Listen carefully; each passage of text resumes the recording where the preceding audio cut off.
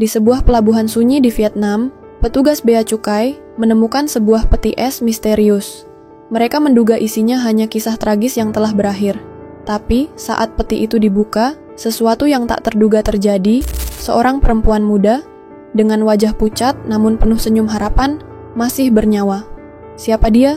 Bagaimana ia bisa bertahan di antara dingin dan maut? Inilah kisah nyata tentang keberanian, cinta seorang anak kepada ibunya, dan keajaiban yang melawan semua kemungkinan. Suasana pagi itu di Pelabuhan Internasional Hai Phong, Vietnam, begitu sunyi. Embun masih melekat di permukaan kontainer-kontainer baja, sementara para petugas bea cukai menjalankan tugas mereka seperti biasa, memeriksa setiap pengiriman yang tiba. Sebuah peti es besar yang tampak berat menarik perhatian mereka. Tanpa label jelas, tanpa dokumen pengiriman resmi. Mereka saling berpandangan, firasat buruk menyelimuti. Dengan tangan gemetar, seorang petugas perlahan membuka tutupnya. Asap dingin membubung dari dalam peti. Di tengah lapisan es yang hampir mencair, mereka melihat sesosok tubuh perempuan muda. Wajahnya pucat membiru, bibirnya membeku seolah tidak lagi bernyawa. Salah satu petugas mendekat, memeriksa denyut nadi yang hampir tidak terasa. Namun saat jemari petugas itu menyentuh kulitnya, sesuatu yang luar biasa terjadi. Kelopak mata perempuan itu bergetar perlahan. Lalu, dalam keheningan yang mencekam, sesungging senyum lemah muncul di sudut bibirnya. Petugas itu tertegun. Dia masih hidup, serunya, setengah tak percaya. Tanpa buang waktu, mereka segera mengangkat tubuh rapuh itu dan membawanya ke ambulans. Gadis itu adalah Endang, seorang TKW dari Jember, yang kisah bertahan hidupnya akan menggetarkan banyak hati. Di sebuah desa kecil di pinggiran Jember, hidup seorang gadis sederhana bernama Endang. Sejak kecil, Endang sudah akrab dengan kerasnya kehidupan. Ayahnya telah lama tiada, meninggalkan ia dan ibunya dalam perjuangan yang sunyi. Mereka hidup dari hasil kebun kecil di belakang rumah, cukup untuk makan seadanya. Tapi Endang, dengan matanya yang selalu bersinar penuh harapan, tak pernah membiarkan kemiskinan merampas impiannya. Sejak usia belasan, Endang bercita-cita satu hal, mengangkat derajat ibunya. Ia ingin sang ibu yang renta itu bisa menikmati hari tuanya dengan tenang, tanpa harus lagi memanggul keranjang berat berisi hasil kebun ke pasar desa. Namun, di Jember, kesempatan itu nyaris mustahil. Pendidikan Endang hanya sampai SMP, lapangan kerja terbatas. Setiap malam ia menatap langit, berbisik dalam hati, "Tuhan, berikan aku jalan." Suatu hari, seorang tetangga pulang dari luar negeri membawa kabar. Di Kamboja, banyak pekerjaan untuk pembantu rumah tangga. Gajinya jauh lebih besar dibandingkan di desa. Mata Endang berbinar. Ia tahu, ini mungkin satu-satunya peluang. Dengan restu setengah berat dari ibunya, Endang akhirnya berangkat. Ia mengikat semua harapannya pada koper kecil yang ia bawa, dan pada doa panjang yang ibunya selipkan dalam setiap helai pakaian di dalamnya. Saat menaiki bus menuju bandara, Endang menoleh ke belakang, menatap wajah keriput sang ibu yang berusaha keras menahan air mata. "Aku janji, Bu. Aku akan pulang membawa kebahagiaan," bisiknya dalam hati. Tapi dunia di luar sana, Endang belum tahu. Tidak seindah cerita-cerita yang ia dengar. Setibanya di Phnom Penh, Endang merasakan hawa panas dan aroma kota besar yang asing. Ia dibawa ke sebuah rumah besar oleh seorang agen yang menjanjikan pekerjaan baik. Rumah itu tampak mewah dari luar, dengan pagar tinggi dan kamera di setiap sudut. Dalam hatinya, Endang berdoa semoga ini benar-benar awal dari kehidupan baru yang lebih baik. Hari-hari pertama bekerja terasa biasa saja. Endang melakukan tugas-tugas rumah tangga, menyapu, mencuci, dan memasak. Majikannya, seorang wanita paruh-baya dan suaminya, terlihat ramah. Namun, seiring waktu, Endang mulai merasakan ada sesuatu yang ganjil. Beberapa tamu asing sering datang ke rumah itu, selalu membawa koper besar dan berbisik-bisik di ruang tamu. Setiap kali ada kunjungan, Endang diperintahkan untuk mengunci diri di dapur atau kamar belakang. Suatu malam, tanpa sengaja ia mendengar percakapan lirih saat mengantar teh. Pengiriman berikutnya harus bersih. Gadis-gadis muda lebih cepat laku. Kata-kata itu membekas di benaknya, menghantui tidurnya. Kecurigaan Endang bertambah ketika ia melihat daftar nama di atas meja majikannya. Daftar yang sebagian besar berisi nama perempuan muda dari berbagai negara. Indonesia, Filipina, Myanmar.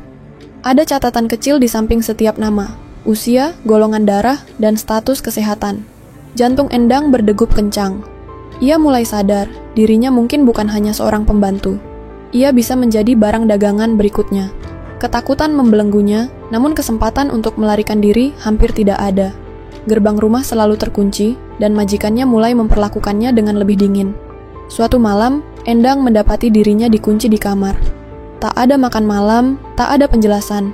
Esoknya, seorang pria asing datang. Ia berbicara dalam bahasa yang Endang tak mengerti, lalu mengangguk puas saat melihatnya. Endang merasa seperti seekor kambing yang diperiksa sebelum dipotong. Panik merambat ke seluruh tubuhnya. Beberapa hari kemudian, Endang diberitahu bahwa ia akan dikirim ke tempat lain untuk pekerjaan yang lebih baik. Tanpa banyak tanya, tubuhnya diikat dengan alasan keamanan perjalanan. Ia dibawa dalam keadaan setengah sadar, dimasukkan ke dalam sebuah peti pendingin.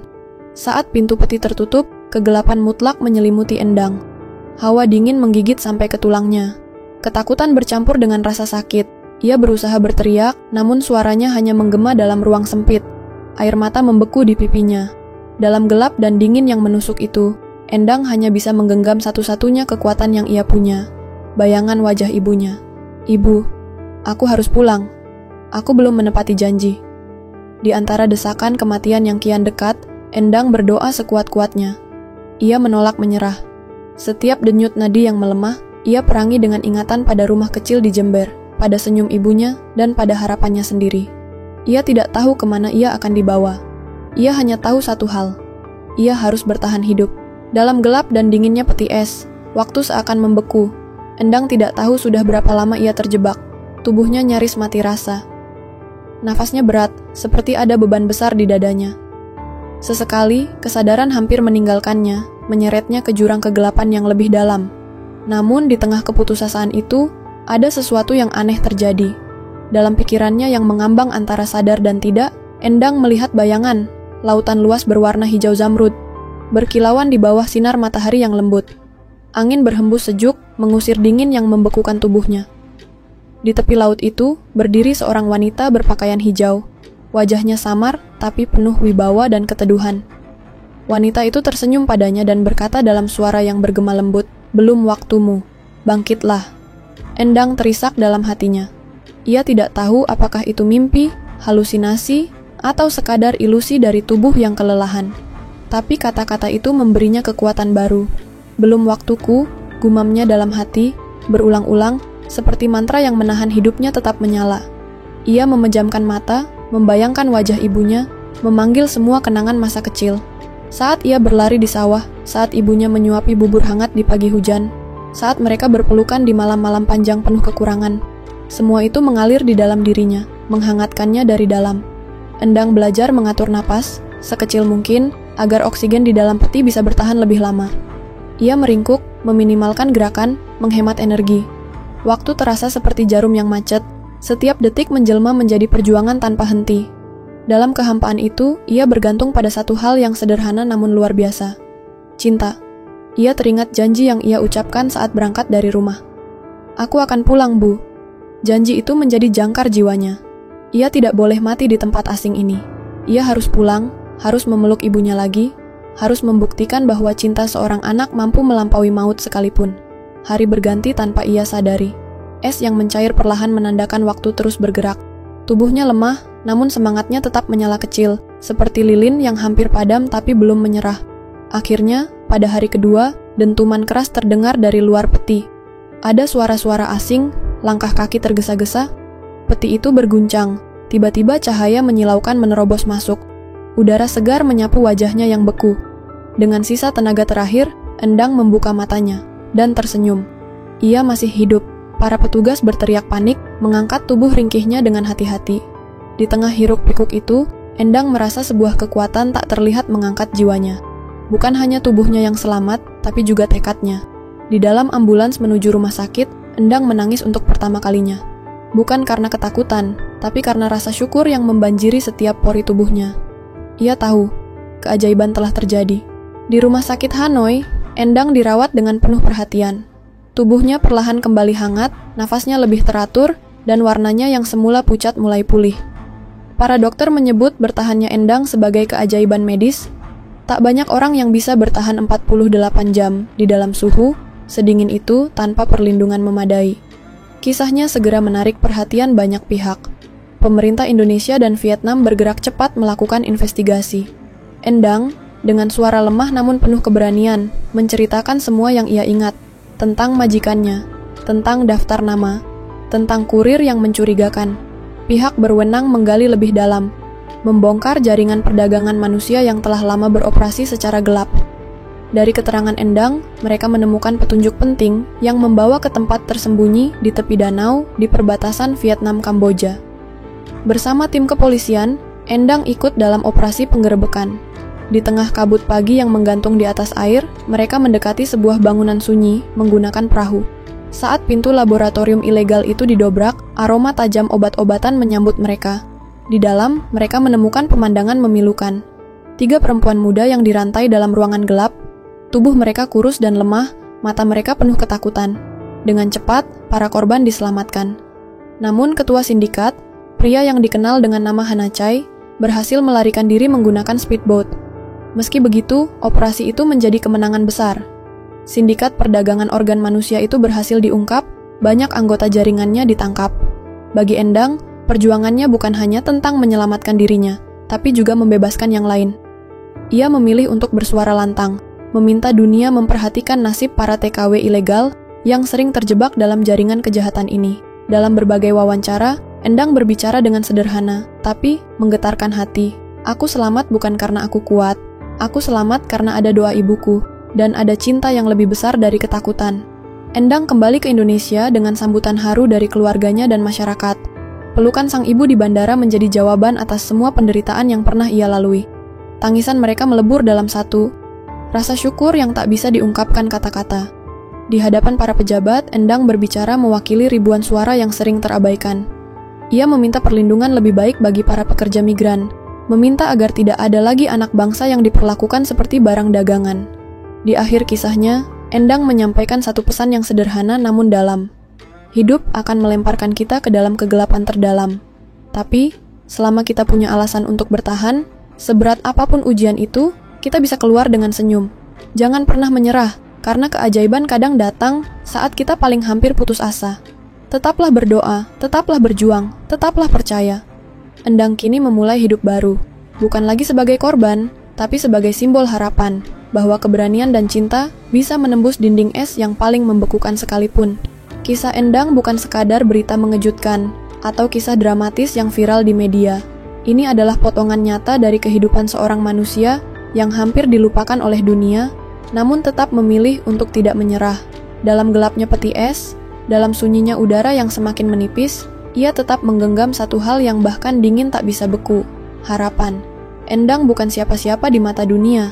Ia hanyalah anak kampung dari Jember, yang pergi ke negeri orang demi memberi makan ibunya, demi mimpi sederhana.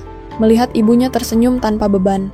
Tapi justru karena itu, ia menjadi seseorang yang luar biasa. Perjuangannya adalah cermin dari ribuan, bahkan jutaan perempuan lain yang diam-diam menjadi tulang punggung keluarga, seringkali dengan nyawa sebagai taruhan. Dalam keheningan peti es itu, Endang mengajarkan kepada kita bahwa kekuatan manusia tak selalu datang dari otot atau keberuntungan. Kadang, kekuatan terbesar datang dari kenangan, dari doa ibu yang tak putus-putus, dari rasa cinta yang begitu murni hingga bisa menghangatkan tubuh yang hampir membeku. Ia bisa saja menyerah, ia bisa saja tertidur dan tak pernah bangun lagi.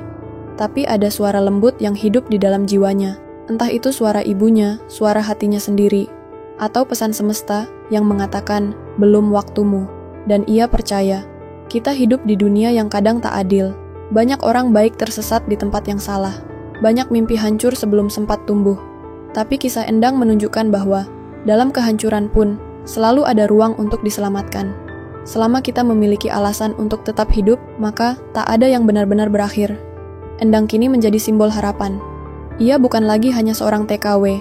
Ia adalah suara bagi mereka yang dibungkam, cahaya bagi mereka yang masih terjebak, dan pengingat bagi kita semua untuk lebih peduli, lebih waspada, dan lebih manusiawi. Dari kisah ini, kita belajar bahwa keberanian bukanlah tentang melawan musuh dengan senjata, tapi tentang tetap memilih hidup saat segalanya mengajak kita menyerah. Harapan bukanlah sesuatu yang abstrak, tapi nyata. Ia bisa hidup dalam napas terakhir, dalam ingatan pada orang yang kita cintai, dalam satu bisikan hati, aku belum selesai. Dan kepada siapapun yang saat ini sedang merasa berada dalam kegelapan hidup, ingatlah, meski kamu tak bisa melihat cahaya, bukan berarti cahaya itu tak ada. Terkadang, kamu hanya perlu bertahan sedikit lebih lama. Karena mungkin dalam satu tarikan napas lagi, keajaiban itu akan datang.